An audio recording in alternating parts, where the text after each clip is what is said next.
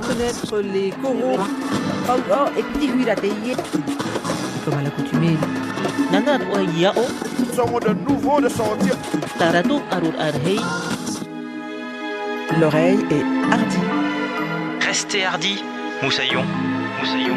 Moussaillon. Patrice et Lydie Kozak.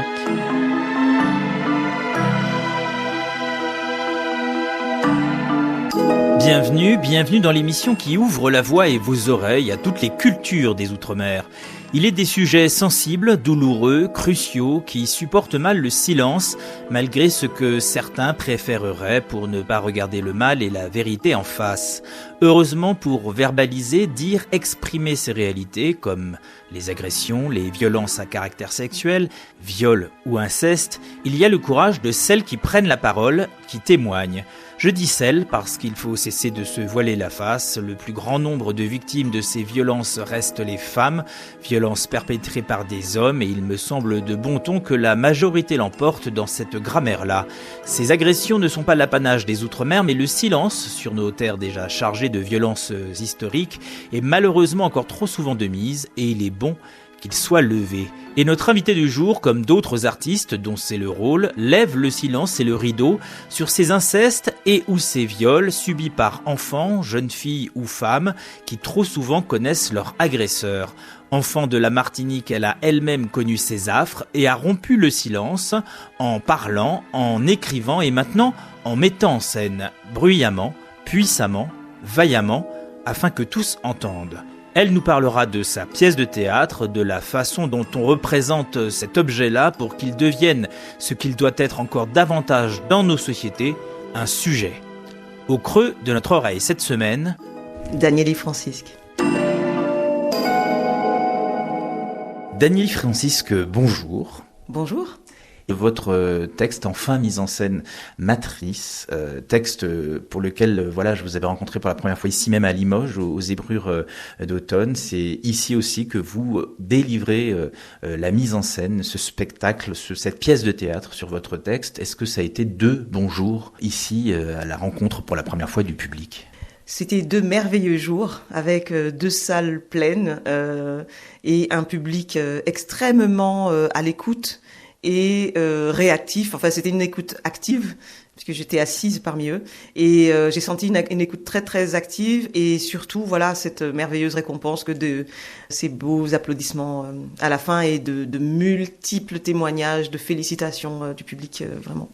Alors le public qui écoute ce podcast pourra se reporter à un numéro réalisé il y a 3 ans où je vous avais rencontré, vous étiez en pleine écriture de ce texte. Il y avait encore probablement des changements qui allaient intervenir par la suite, donc ça fait à peu près 3 ans. Exactement. 3 ans qu'on s'était rencontrés et au bout de cela donc il y a ce spectacle. D'habitude on fait un autoportrait de l'invité. Je demande à l'invité de dire en quelques mots qui il ou elle est. Là, on va changer un peu la forme. Faites-moi un autoportrait de cette pièce maintenant, on peut l'appeler comme ça, Matrice. Matrice est une pièce intime, sensible, qui va à la rencontre de mes monstres intérieurs et nos monstres collectifs pour mieux se soigner et les dépasser. C'est à la fois une très jolie définition et à la fois terrible. Vos monstres intérieurs, on en avait parlé, donc tout tourne autour de ces agressions sexuelles que beaucoup de femmes subissent et que vous avez subies. C'est encore une autre phase que celle de la représentation théâtrale. Est-ce qu'il y a 3 ans, quand je vous avais interrogé, vous aviez déjà une idée de ce que vous vouliez voir sur scène, de ce que vous vouliez montrer au public ? Est-ce que ça a beaucoup bougé entre ce texte qui est fort, qui est dur, nécessaire, et puis la représentation d'une pièce qui l'est tout autant, forte, dure et nécessaire. Oui, le texte a maturé, et particulièrement lorsque j'ai rencontré les comédiens. C'était fin 2023, début 2024. On a commencé le travail notre première résidence en mai 2024. Et là, je commençais à faire déjà entendre le texte à travers leur voix et ils me parlaient différemment et il m'est arrivé de le retailler, de le resculpter pour encore mieux leur en faire une nouvelle peau pour leur futur personnage.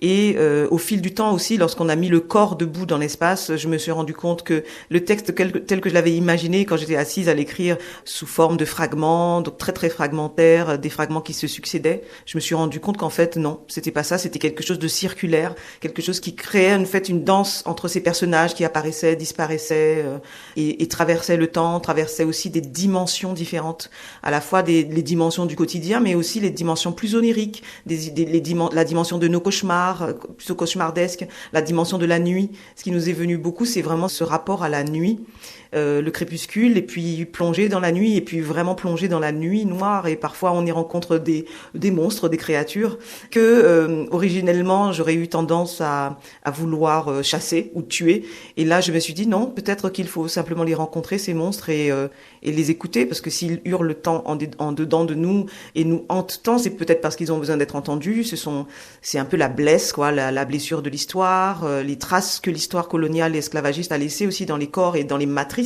des femmes, et c'était important pour moi de faire résonner justement la matrice étant comme une grotte totalement mystérieuse.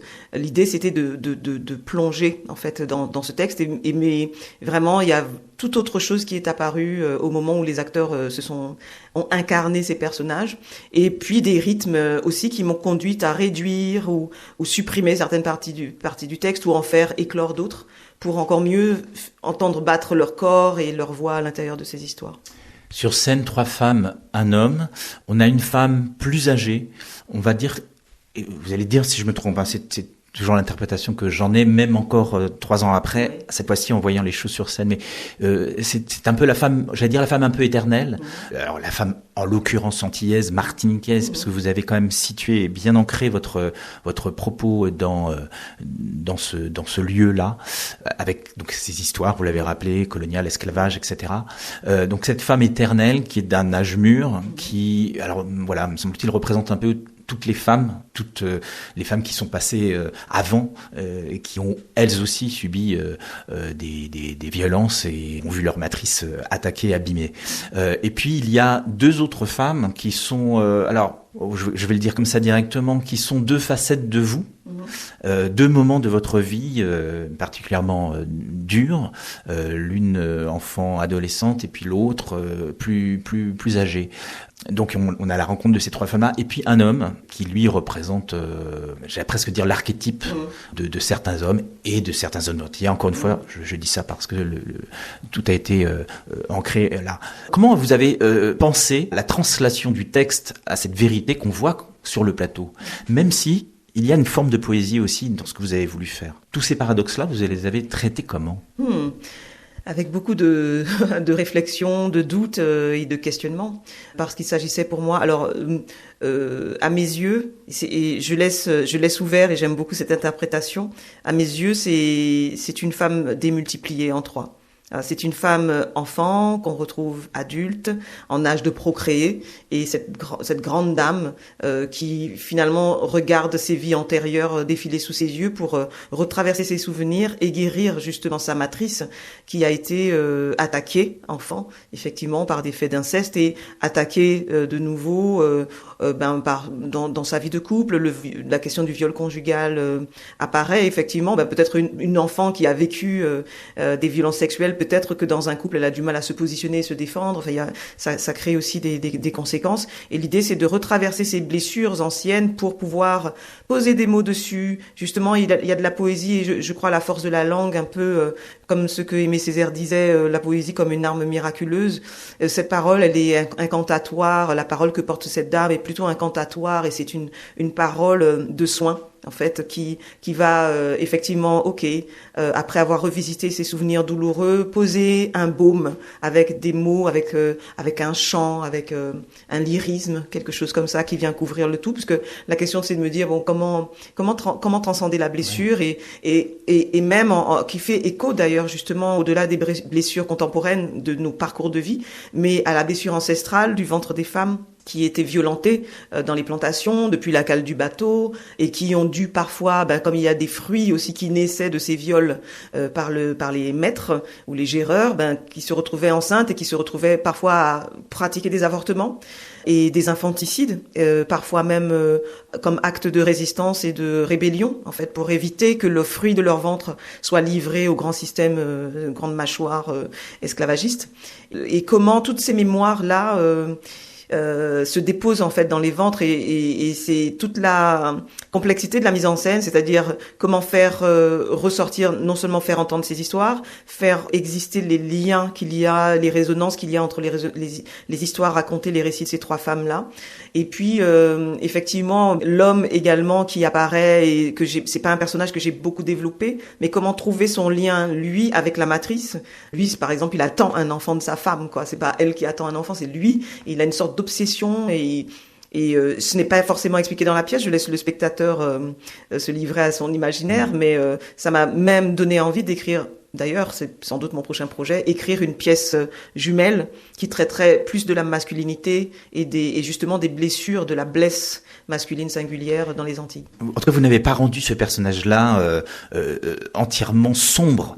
Non. On ne peut pas avoir de sympathie pour lui, mais il y a quelque chose de l'ordre d'une humanité quand même que vous avez voulu rendre au personnage de l'homme qui devient agresseur. Mais vous avez voulu lui donner ou lui rendre, je ne sais pas quoi dire, son humanité. Oui, tout à fait. C'est vrai que souvent quand je traite des figures masculines dans mes pièces, c'est vrai que ce sont un peu ça fait partie de mes monstres que je combats, mais c'est très important pour moi, en tout cas dans cette pièce, de le livrer avec sa fragilité, son humanité, sa complexité en fait, et de ne pas simplement en faire un épouvantail que moi Danieli sur lequel je frappe. Non, au contraire, cette fois, ça m'intéressait beaucoup de creuser, en tout cas de laisser émerger sa sensibilité, sa vulnérabilité, pour que le public aussi s'en rapproche et se questionne peut-être sur lui plutôt qu'il se braque contre lui, pour lui laisser une place en fait dans cette histoire, parce que nous avons des choses à régler, à faire ensemble. Mais je peux pas m'empêcher de remarquer que Nelson Raphaël Madel, qui joue donc le rôle de cet homme, joue le rôle face à Karine Pédurand, joue le rôle de cet homme qui attend un enfant et qui, par désespoir, et ensuite ça se transforme en haine et vient l'agression. Il joue ce personnage-là, mais vous n'avez pas représenté l'autre homme, celui qui joue le rôle de votre du père. Ce rôle-là, il est pas incarné. Non, ce rôle-là, le père est comme un spectre en fait, qui a hanté, qui hante la scène, qui hante la vie de la fille en fait, et des témoignages qu'elle porte sur sa vie familiale. La fille porte un récit intrafamilial. Elle est là, témoin de cette famille qui se constitue à l'envers. Elle commence par naître d'une mère qui ne la désirait pas, qui est donc venue d'une grossesse non désirée aussi, qui est née d'un viol également, donc un enfant non désiré, un enfant jeté à sa naissance et finalement élevée par sa grand-mère qui va la ramener à sa mère en France, et puis finalement un jour il y a un père qui arrive qui n'est pas tout à fait le sien, mais on ne lui dira jamais la vérité, et en fait c'est une famille, elle grandit dans une famille dysfonctionnelle à l'envers et elle est le témoin innocent de cette histoire, et le père est une sorte d'apparition et de spectre dans sa vie. Alors que la mère, là vous en parlez, oui, il y a beaucoup de choses à dire sur la mère, mais elle non plus vous l'avez pas incarnée, donc en fait vous avez gardé la voix de l'enfant, qui devient ensuite adolescente, à travers le personnage que joue Cindy Vincent. Les deux ne sont pas incarnés, mais extrêmement présents dans son récit. C'est aussi pour restituer la parole à cet enfant et cette adolescente. Oui, et puis c'est de faire exister les parents à travers ses yeux. En fait, c'est elle qui témoigne de ses parents et c'est elle qui les fait parler. Et finalement, ça nous donne sa vision en fait des parents qu'elle regarde en face d'elle. Et comme elle le dit vers la fin du spectacle, elle dit je regarde les pauvres parents que j'ai. Je les regarde et c'est des parents dont elle n'est pas fière. Elle ne se sent peut-être pas, elle se sent pas aimée en vérité par ses parents, et elle sera amenée à fuir du foyer, un peu comme ses ancêtres marronnaient et quittaient les lieux d'oppression. On a parlé de tout le sens, de tout le message, de toute la force du message que vous voulez faire passer avec ces questions-là qui vous touchent de près et qui touchent de nombreuses femmes. Mettre des mots sur ces mots-là, M-A-U-X, et puis également toute la résilience que l'on voit maintenant sur la scène, ça c'est très important. À côté de ça, vous me dites si je vais trop loin, mais c'est une lettre d'amour à votre mère. Il y a un moment, un passage particulier, mais très tôt, vers le début. Peut-être que je me trompe, je ne sais pas. C'est la poésie de l'instant, en fait, qui le crée. C'est un hommage à nos mères, à mes mères, en fait, toutes les femmes qui m'ont éduquée, et puis effectivement toutes les mères qui nous ont précédées, en fait, et pour lesquelles la maternité a été un parcours accidenté. Et peut-être même dangereux, puisque parfois les enfants n'étaient pas forcément désirés, elles subissaient leur corps de femme avant qu'elles puissent gérer leur contraception, choisir, en fait, comme moi, je suis avec ma mère, peut-être les premières générations où on choisit nos grossesses, nos moments de grossesse. Alors je ne l'ai pas pensé comme ça, comme un hommage à ma mère, mais je suis très contente que ça soit entendu. En fait. Je pensais à une lettre plutôt comme une espèce d'adresse, une espèce d'écriture avec la mère universelle, la mère antillaise, peut-être votre propre mère avec tous les manquements, avec toutes les douleurs aussi subies avant vous. Oui, tout à fait. Et je considère vraiment ce texte comme si c'était une synthèse non seulement de mon parcours précédent, de mes écritures précédentes, c'est-à-dire je voulais mettre en résonance les violences sexuelles intrafamiliales, l'espace intime, et le faire résonner avec le collectif, c'est-à-dire la violence historique, les violences, les matrices dont on a hérité, pas seulement la matrice du ventre de nos mères, mais aussi la matrice de l'histoire, cette violence ancestrale liée à l'esclavage et à la colonisation, et comment cette violence historique se distille encore aujourd'hui dans nos intimités. Et c'est une manière de le mettre en lumière pour porter un éclairage dessus et presque se mettre en vigilance et continuer à décoloniser nos corps, émanciper nos ventres, émanciper nos corps, émanciper nos rapports progressivement, et je l'espère se départir de cette violence qui est là, qui est sourde et qui nous possède en fait. Pour moi, dans ce couple qui s'aime, il y a quelque chose qui les empêche, et notamment je pense qu'ils sont hantés par une violence historique qui les dépasse. Ils ne le savent pas, c'est vraiment dans une sorte d'inconscient collectif. Et pour moi, ce texte, c'est comme un témoignage, c'est comme si je faisais synthèse non seulement effectivement de l'autofiction, mais il y a des témoignages que j'ai mis dans la pièce, que j'ai vus en fait dans les vies de femmes autour de moi, et c'était important pour moi de les raconter là dans un objet qu'on appelle un texte théâtral, et dans des corps qui sont joués, parce que pour moi je suis en croyant aux armes miraculeuses du théâtre comme de la poésie, se dire en les incarnant, en disant ces paroles qui ont été cachées, ces histoires qui n'ont pas été dites, vraiment les faire sortir de l'ombre et des ombres pour les faire aller vers le soleil, et les évacuer, et peut-être guérir collectivement, se soigner en tout cas. Vous auriez toutes les raisons d'être en colère, d'être violente vous-même. Depuis que je vous suis, je vois que cette violence, comme vous le dites, ça devient une arme miraculeuse, mais aussi dans votre jeu. Maintenant, je le vois dans votre mise en scène, dans votre écriture, parce que de chez Guy Régis, en passant par le Médée d'Astrid Baïa, en passant par vos propres réalisations, je vois bien que ce soit d'autres ou vous-même, vous utilisez ça. Notamment, je pensais au texte de Guy Régis Junior, notamment, où votre colère éclate, ou à la grande scène que l'on retrouve chez Médée aussi, que vous incarnez. Et on se demande d'où vient cette puissance, quoi. Et est-ce que c'est ça? Est-ce que ça vient de là, d'une façon d'utiliser tout ça, tout ce qui vous traverse de monstrueux, et d'en faire quelque chose de lumineux? Oui, c'est très juste. C'est très juste. Il y a une phrase qui me vient depuis mes débuts. Je venais de lire L'Alchimiste de Paulo Coelho, et je me disais, j'ai retenu une phrase ou un concept, c'est transformer le plomb en or. Et je crois que c'est ce que je cherche à faire, en tout cas. Prendre ce fardeau, s'emparer de ces monstres et danser avec, voir les faire danser lumineusement, et finalement aller vers la réconciliation, se réconcilier avec ces monstres plutôt que de chercher à les flinguer, et se dire, il y a ça en moi, c'est là, je peux pas l'enlever parce que ça fait partie de moi, ça m'a constituée, ça m'a construite, ça m'a fait penser, ça construit une pensée et un rapport au monde, et peut-être qu'il s'agit d'accueillir, d'accepter et de continuer le chemin ensemble. Et c'est pour ça que cette fin de Matrice va vers la lumière, comme vous avez pu le constater, comme jusqu'au costume, exactement. Ampawa, que j'ai présenté au Festival d'Avignon en 2023, aussi aller dans ce mouvement.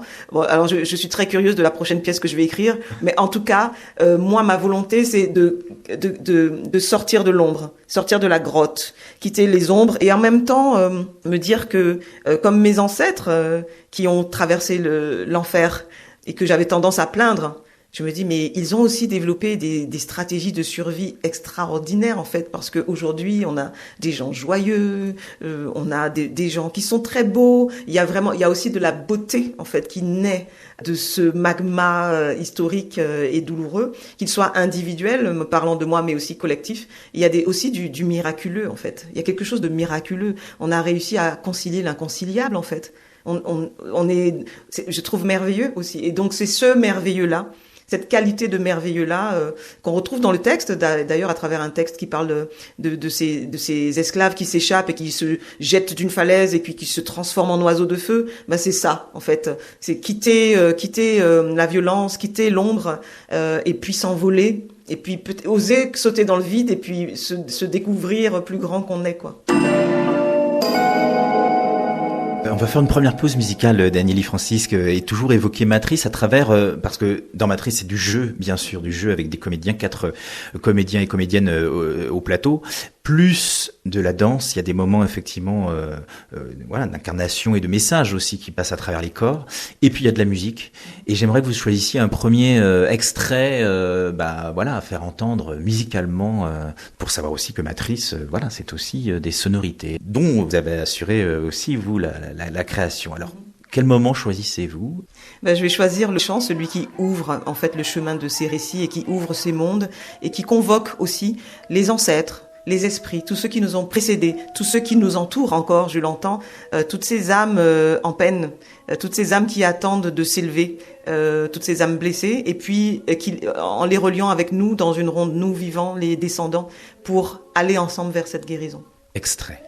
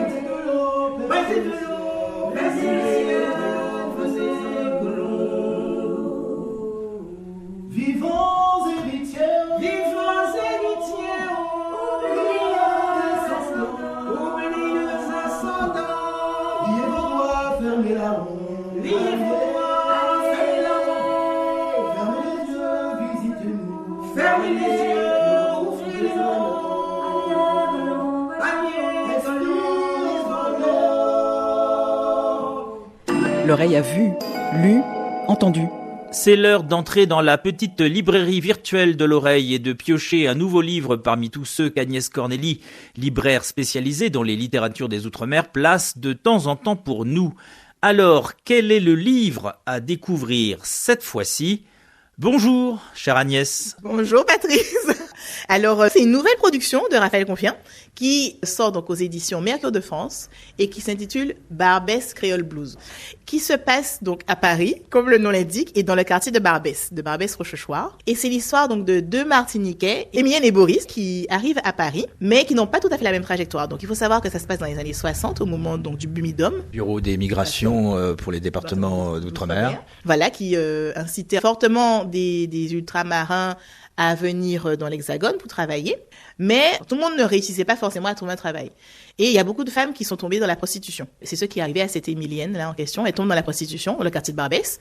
Il y a une autre prostituée d'origine maghrébine qui la prend sous son aile, qui s'appelle Zoubida. Donc on a aussi toute cette ambiance quand même d'entraide, de sororité, malgré le contexte glauque qu'on peut en comprendre.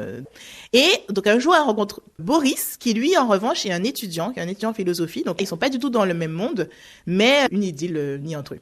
Ce qui est très très intéressant en fait dans le roman, c'est que à l'intérieur du roman, donc Barbès Creole Blues, il y a un autre roman qui s'appelle le roman de l'égaré, qu'Émilienne demande à Boris d'écrire et dans lequel elle raconte sa vie. Il y a comme ça une mise en abîme qui est très intéressante et moi c'est ce qui m'a plu en fait dans cette dernière œuvre de Raphaël Confiant. Comme toujours, très bien écrit et il y a des passages qui sont quand même très drôles aussi. Eh bien, écoutez, on va découvrir ça, cette dernière production de l'auteur martiniquais Raphaël Confiant. Je vous laisse nous rappeler les références, Agnès. Oui, donc il s'agit de Barbès Creole Blues de Raphaël Confiant et qui est sorti aux éditions Mercure de France.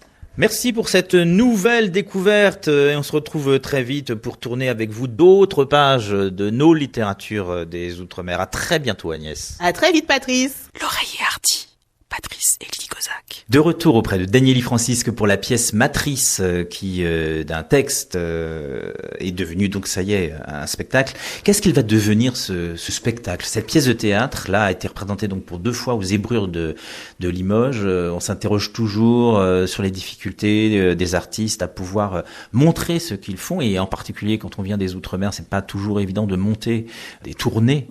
Après le très bel accueil ici aux Zébrures de Limoges, voilà, on peut espérer une tournée un peu large, un peu vaste. Enfin, où est-ce que vous en êtes là-dessus? On l'espère toujours. Notre prochain rendez-vous avec le public se fera en Martinique les 29 et 30 avril pour le jeune public, enfin le public scolaire et le tout public.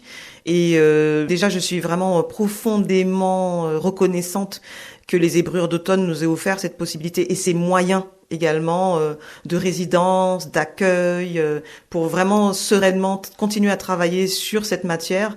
Et également le Théâtre de l'Union, qui est un CDN. Et c'est la première fois d'ailleurs que ma compagnie crée un de ces spectacles en dehors de la terre martiniquaise et donc sur le sol hexagonal. Et ça me tenait particulièrement à cœur, notamment pour ce projet qui parle aussi de cet entre-deux dont je suis issue. Je suis née en Martinique, j'ai grandi en France.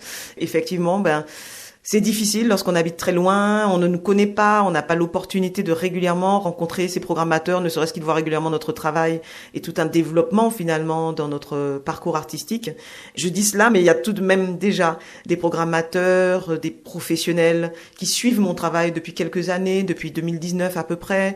Voilà, tout à fait naturellement, on va explorer nos voisins de la Caraïbe, la Guadeloupe, l'Amazonie avec la Guyane. J'ai envie d'aller jusqu'à la Réunion. J'ai envie d'aller en terre d'Afrique également. Et pour cela, est-ce qu'un passage à Avignon comme celui que vous avez effectué avec Ampawa au Festival IN d'Avignon, est-ce que ça aide en vrai ou pas? Oui, ça aide et pas. J'explique. C'est-à-dire que nous sommes des hommes et des femmes orchestres lorsqu'on est artiste. C'est-à-dire qu'on s'occupe à la fois de création, mais aussi d'administration, aussi de production et aussi de diffusion. Ça fait qu'on doit multiplier finalement les tâches, alors que ce sont des métiers très différents. En fait, pour optimiser nos passages à Avignon, il faut qu'on trouve et il faut qu'on travaille avec des chargés de diffusion qui s'intéressent à nos projets, qui aient envie de les défendre et puis qui prennent le relais finalement auprès de ces diffuseurs et entretenir un dialogue, des échanges sur l'évolution des projets, de manière à créer une histoire finalement et un dialogue entre les artistes et les programmateurs.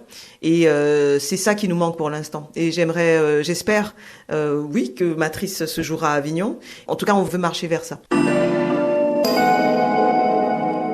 C'est bientôt l'heure de nous quitter, mais on va pas vous laisser partir sans un deuxième extrait musical. Donc extrait de votre pièce Matrice. Quel deuxième moment choisissez-vous de nous faire entendre? Une chanson tout à fait traditionnelle qu'on connaît très bien chez nous, c'est Ba Mwen Antibo. Et cette chanson tout le monde la connaît. Même dans l'Hexagone où voilà, ça devient un peu doudouiste, etc. Mais en fait, à la base, c'est quand même une vraie chanson. Exactement. Et justement, j'ai voulu, en la plaçant dans cet univers intrafamilial un peu dangereux, un peu inquiétant, la traiter différemment justement pour casser son doudouisme et son folklorisme, malheureusement. Et pour la première fois, j'ai entendu aussi les paroles tout à fait différemment en les mettant dans le contexte d'un père, d'un monsieur, en fait, qui arrive à la porte d'une mère et devant la fille et qui se met à chanter cette chanson et qui demande d'ouvrir par pitié, par humanité, ouvrir la porte, Ba Mwen Antibo, tout en sachant comment cette histoire familiale va tourner. C'est pas une chanson anodine. Elle prend tout son sens dans ce contexte. Qu'est-ce qui frappe à ma porte? C'est moi l'amour. C'est où l'amour depuis qui temps? C'est moi père douce. Eh bien on est carré mon père. Ah depuis 2 heures. Ça qui fait encore? Ah puis qu'à mouiller moi. Eh mais fois t'as l'air pétrempé en passe tout. C'est pas tiens ben. Ouvre la porte Ba Mwen. Ah ouais frère. Ba Mwen Antibo. Qui ça? De Thibaut. Ça venu chercher à ou d'être garé? Ba Mwen Antibo. Monsieur. De Thibaut. Mieux dans les Trois Thibaut l'amour. Ba Mwen Antibo. De Thibaut, 3 Thibaut. Ba Mwen tout ça oulé. Pour soulager que moi. Ah ouais frère. L'oreiller hardi, Patrice et Lydie Kozak. Eh bien, c'est la fin, voilà, de cette oreille hardie. Je vais vous laisser le mot de la fin, en une phrase ou deux. Si vous deviez, être la publicitaire qui devait ramener du monde dans les salles de théâtre pour venir voir Matrice, qu'est-ce que vous diriez? Quel slogan trouveriez-vous? J'ai envie de citer une partie du texte qui me touche particulièrement. Et soudain, nous sentons, à l'endroit même de nos cicatrices, dans la chair de notre dos, des ailes immenses battre le vent. Merci beaucoup Daniélie Francisque d'avoir mis vos mots, vos émotions, vos pensées, la beauté de cette mise en scène. Merci à vous de l'autre côté de l'enceinte de nous avoir suivis cette semaine encore. Si vous voulez réécouter Daniélie Francisque vous parler de ce texte Matrice et de cette pièce de théâtre, eh bien rendez-vous sur lapremière.fr. Rendez-vous également sur toutes les plateformes de podcast pour vous abonner si vous le souhaitez à l'Oreiller Hardy. Et puis nouveauté, nous sommes présents aussi sur YouTube. Donc voilà, ça fait plein de manières de se rencontrer. Les temps sont parfois compliqués, un peu difficiles, mais gardez le cap de l'espoir. Mettez un peu de culture aussi dans votre vie, ça apaise pas mal les choses, et singulièrement de la culture des Outre-mer. Souk et Ferme Moussaillon, on se retrouve la semaine prochaine pour une nouvelle rencontre.